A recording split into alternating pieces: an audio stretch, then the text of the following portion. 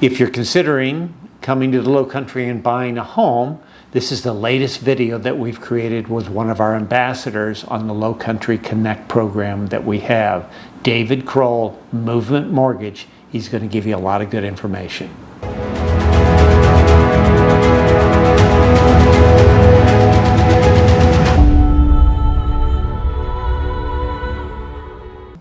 I'm here with David Crowell today, Movement Mortgage, and I thought it was time to do another video with David, who's very knowledgeable. David has called this from the beginning.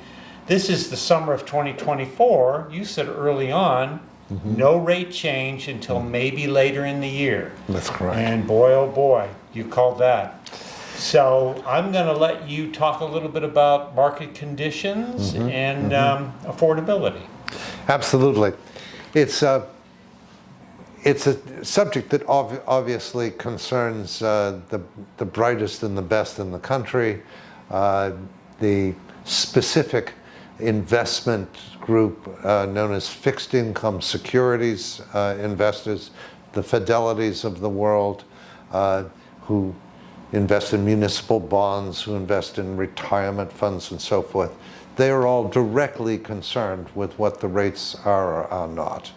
It has a direct political concern as well, because guess who the biggest borrower is? The federal government. I was going to say. Trillions and trillions and trillions of dollars. Right. And the federal government cannot afford interest rates at the current level. So the outcome to all of this, I'm your local guru, and the outcome to all of this is really quite simple. Interest rates not only are going to come down, not only will come down, but they must come down. Okay, that's good. So, time frame is the only thing we don't know. The world was predicting this year, and we correctly predicted that it would be a little slower.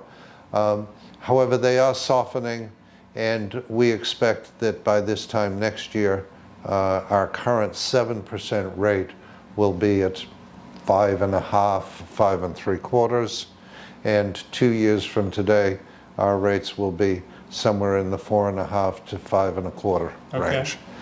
That, believe me, is adequate for any financial transaction and represents the mean over the last 30 or 40 years. So all those people watching this video out there who were planning on coming down this fall, they're not coming now. I'm just kidding. But they can purchase a home and what do we call refinance? That's right? correct. That's correct. So it shouldn't really affect it. It really won't.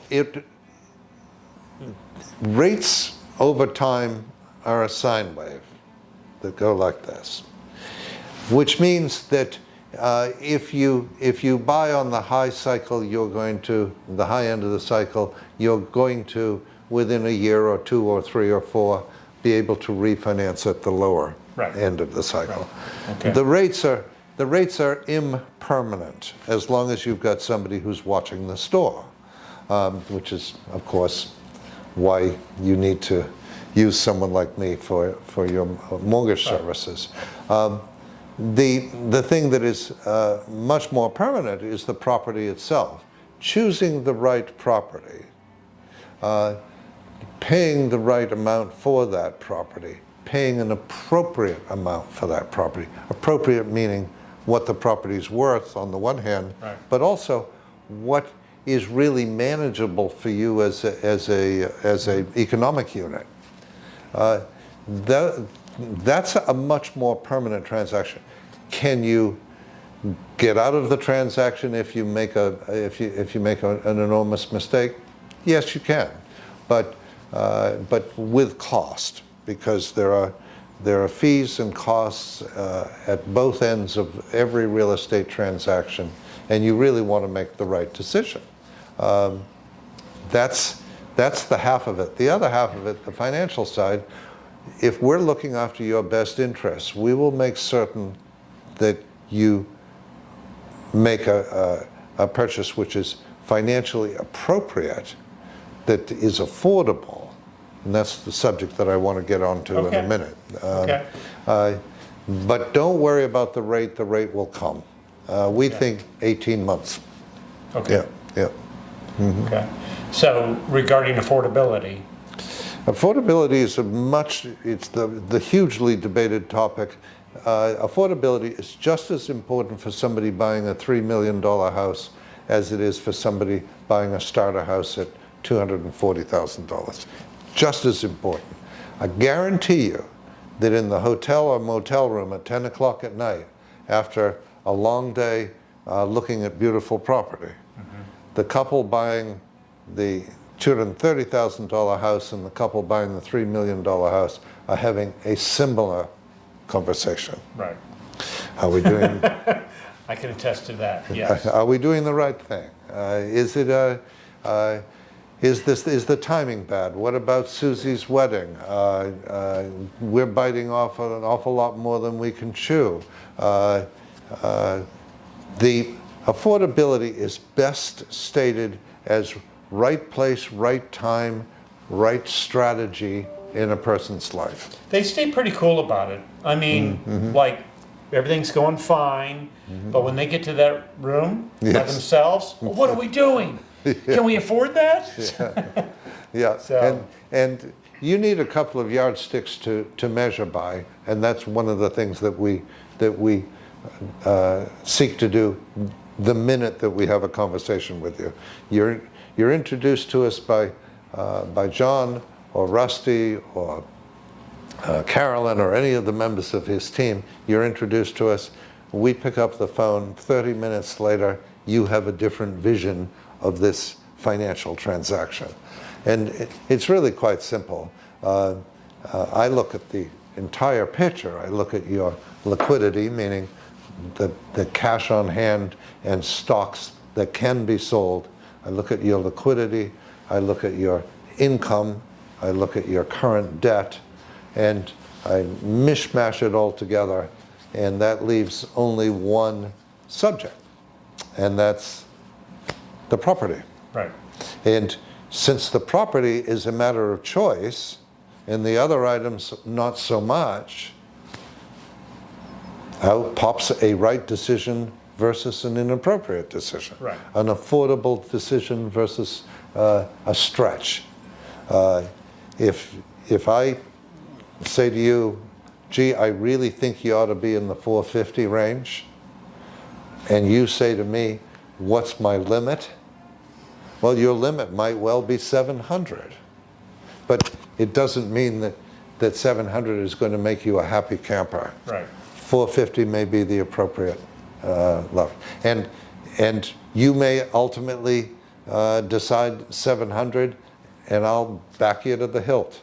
But you're going to get an honest view about your financial fitness. Okay, well, that's good. Yeah. What about the term of bridge loans? A lot of people use that when they come down. They have a house that they've lived in Connecticut for 35 years, maybe a little trouble selling it, and they're coming down here. I think I've talked to you about bridge loans, actually. Yes, yeah. What is your conversation with those people? Bridge loans are bridge adventures, bridge situations. There's hundreds of them, each a little quirky and each a little different. They all represent a left behind house and a new house, Right. and trying to somehow manage both at the same time. Why do you have to manage both at the same time? Because your intention to sell your existing house on the very same day that you buy the new house is a wonderful intention that never comes true. For the 30 years that I've been in the real estate finance business, it's virtually impossible to engineer that perfect transaction. It also leaves you no time to put the house together and move the 30 or 40 years worth of gear out of the existing house to the new house. In other words, it never goes smoothly. Right. The bridge allows you to finance the new house before you've sold the old house. So for a brief period of time, you own two houses. You don't want to, but you do. That makes the transition easy. Mm-hmm. That makes it practical in terms of all kinds of bridge situations. You were here on vacation, you found the perfect house. You haven't even listed your house up north. And that's what happens. They come down and fall in love. And fall in love Right. with that specific house. Must close in 30 or 45 days. It will be months and months and months before the house up north is sold. We can put that together in a way that is digestible. It's often looks like magic, but it's not. It's being able to finance you for double the amount of money that you really want. Right, right. The other half of the bridge situations are situations where the house up north is already owned free and clear. It represents the down payment money for the house down here, and it also represents a good bit of the retirement funds for the house down here, because you're moving and retiring. No sweat, we'll put a massive mortgage on the house here, take a little bit of money from the house up there, and set it up so that you can afford this awkward in-between time. It makes them nervous. It takes some constitutional fortitude. Yeah.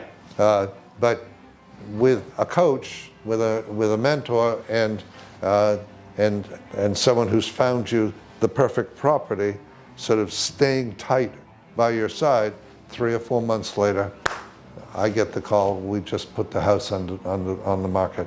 I did one this week where they put the house on the market, sold it 2 days later, and a closing 3 days after that. It's a 5-day closing. That's the quickest I've ever seen. Wow. That's the quickest I've ever seen. So do you? But I've seen 6 months as well. Yeah. Do you do a lot of the bridge loans? A lot of bridge loans. Okay. This part of the world is pretty much unique. All of us are from somewhere else. Right. True. And there was a moment when we had to manage a bridge situation. Right. Okay. Let me ask you another question. I've been in situations where people will come down, fall in love with a house, but they don't really have any income. Correct. And we send them your way because you've got programs. Right. Right? These are not the frightening programs that led us into the financial crisis in 2006, 7, 8. Okay. Not those programs. These are programs which allow you to grab hold of your financial assets, your 401k money, your IRA money, your savings, your annuities. We look at the heap of financial assets that you've managed to acquire over a lifetime of hard work, which land you in the present position, which is wanting to borrow money to buy a house when you have very little in the way of monthly income. Right. And that happens quite a bit. And that happens a lot. Yeah. Folks will turn up here with $500,000, $1 million, $2 million in financial assets, and Social Security, two Social Security checks, and a small pension from a job they had 30 years ago. Okay. So they've only got $6,000 a month in gross income.